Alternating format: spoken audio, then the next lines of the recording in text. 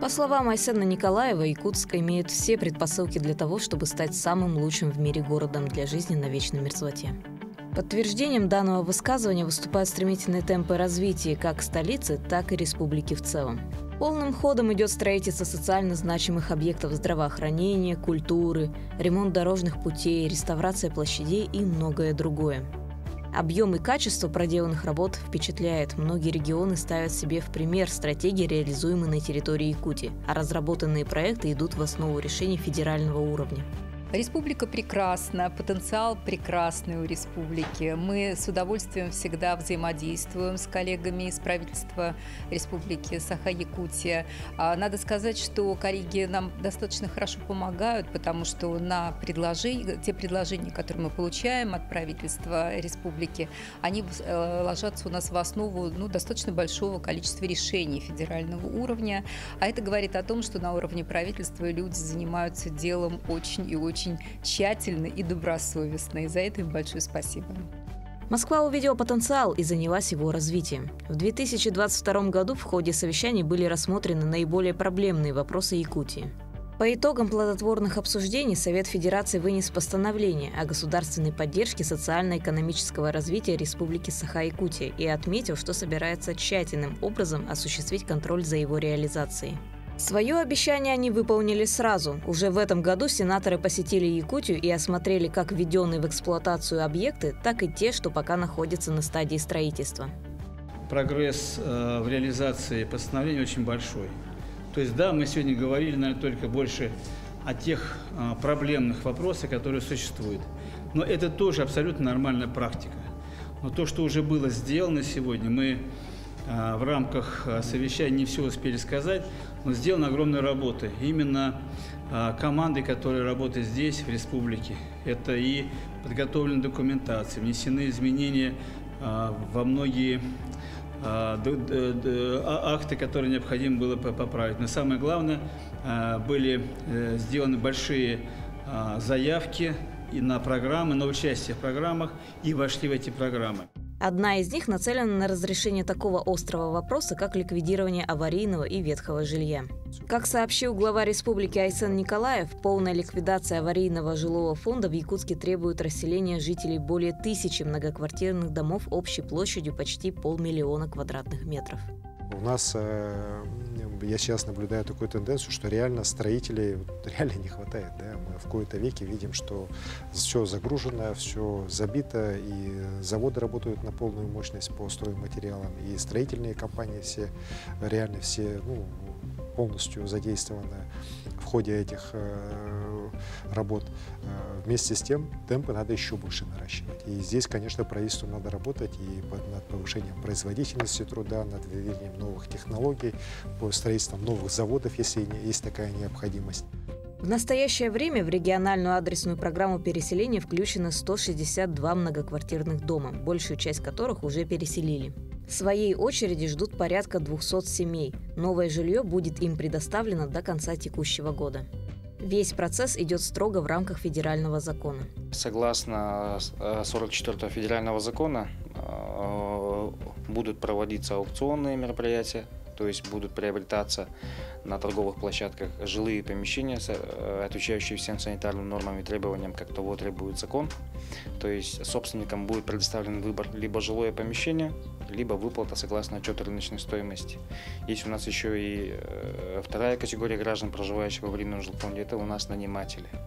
Наниматели муниципального жилищного фонда будут получать жилое помещение по 89 статье Жилищного кодекса, не менее ранее занимаемого жилого помещения. В настоящее время доплата не предусмотрена.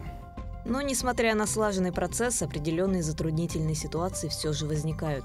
В целом сейчас сталкиваемся, конечно же, с непониманием населения самой процедуры, самой программы переселения. Сама программа переселения, по большому счету, она носит такой характер, сравнимый с устранением чрезвычайных ситуаций. То есть люди проживают в крайне неудовлетворительных условиях, жилищных условиях, и то, что предоставляется, то, что выкупается государством, они должны забрать, то есть получить, отселиться от небезопасного жилья и получить жилое помещение, прошедшее все требования и все условия, все всю экспертизу. Сталкиваемся с тем, что люди, по большому счету, конечно же, не согласны с районностью, самим объектом, да, передаваемым жилым помещением. Но это у нас все проходит в правовом поле, и уже суд решает. Несмотря на имеющиеся трудности, работы проделано много. Так, к концу 2023 года будет расселено порядка 30 тысяч человек, 28 тысячам из которых уже предоставили новое жилье. Ведутся работы по строительству более 90 многоквартирных домов. Площадь в размере 100 тысяч квадратных метров будет отведена под программу переселения из аварийного жилья. Так, на заброшенных и неэффективно используемых землях в скором времени будут построены несколько новых микрорайонов, в жилые дома которых в будущем смогут переехать граждане-переселенцы. Один из планируемых объектов уже готов. Это микрорайон «Звездный», и туда успели переселить более 600 семей. Пожалуйста, проходите. Здесь вот у нас постепенно стадии переезда, поэтому у нас здесь все. Очень просторная такая прихожая? Да, очень просторная прихожая, да. Также в рамках программы ведется реновация 17-го квартала, где уже возводится первый дом будущего микрорайона «Спортивный», который предоставит жилье еще порядка 14 тысячам гражданам.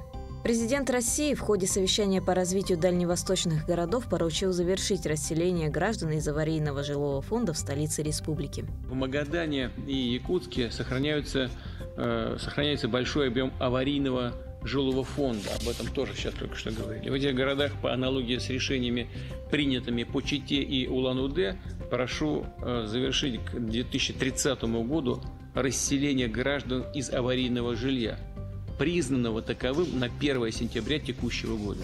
Так что в дальнейшем нас ожидает еще один этап программы переселения граждан из аварийного жилищного фонда. По условиям федерального законодательства, 185-го федерального закона, данная текущая региональная программа, в которой включены 162 дома, должна быть окончена в сентябре 2025 года. Но город Якутск ее заканчивает досрочно, то есть этим годом мы должны закончить, но вот ожидают своего расселения более 900 домов, которые признаны после 2017 года. И как недавно уже сказал Владимир Владимирович Путин в своем обращении, он дал свое отдельное поручение, чтобы финансирование программы переселения следующего этапа на расселение домов, которые не попали в текущую программу, должно быть в отдельном порядке. Мы уже сформировали список, направили его в исполнительный орган власти, это у нас Минстрой, чтобы уже сегодня началась работа по формированию следующей программы переселения, в которую войдут дома, признанные до 1 сентября 2023 года. Планируется весь этот аварийный жилфонд расселить в ближайшее время до 2030 года. Работа кипит. Всего в 2019 году выделили более 60 миллиардов рублей, на которые было построено и введено в эксплуатацию 186 многоквартирных домов по всей республике. В их число входит и 6 арктических районов. Там готово порядка 20 многоквартирных домов, куда переселят чуть более 900 жителей. До конца следующего года на территории 11 районов планируется строительство 23 жилых домов с общей площадью жилых помещений 19 тысяч квадратных метров. Вот, например, в Среднеколымском, Верхнеколымском районах, в Анабарском районе введены дома. Также очень активно на сегодняшний день ведется строительство. Вот сейчас, когда установится автозимник, начнется также завоз материалов для следующих домов. Динамичное строительство и заселение проводится и в заречных районах республики. К примеру, квартальная застройка ведется в Чурапчинском Улусе. С 2019 года по настоящее время по программе переселения граждан из аварийного жилья расселено 746 квартир и почти 2000 граждан. Построено 33 многоквартирных дома в 11 наследках Улуса. Я жила 2005 по 2019 года. В течение 15 лет мы жили в старом доме на первом этаже. Было холодно и не было благоустройства. Не было удобства, жить в таких условиях было трудно. Благодаря этой программе наше село очень быстро и развивается, и улучшается. Масштабный проект реализуется в горном районе. Кроме районного центра села Бердигистях охвачены такие села, как Мытах, Кюрелях и Кептин. На сегодняшний день в Улусе введены в эксплуатацию 20 многоквартирных домов, и порядка 1500 жителей Улуса получили новые квартиры. Ну, получилось так, что квартиру получил новую. Вот. На той квартире я жил уже 30 лет. В той квартире. Квартира была, конечно, первый раз нормальная, потом отопление отключили. Холодно стало, печку топить стал, там 2 печки топил. Вот. Ну что, сейчас благодарен кому? Вам, что дали квартиру мне новую. Сейчас нередко из-за бюджетных ограничений дома не признают аварийными до тех пор, пока они не развалятся, и люди десятками лет не могут решить свои проблемы. По этой причине программа по переселению подвергнется модернизации, поскольку число аварийных домов растет быстрее, чем успевают расселить. Будут предусмотрены льготы по приобретению нового жилья. На сегодняшний день помочь улучшить жилищные условия призвана программа «Дальневосточная ипотека» с выдачей ипотечных кредитов под 2% годовых. С момента реализации программы в республике было выдано более 18 тысяч ипотечных кредитов на сумму более 88 миллиардов рублей.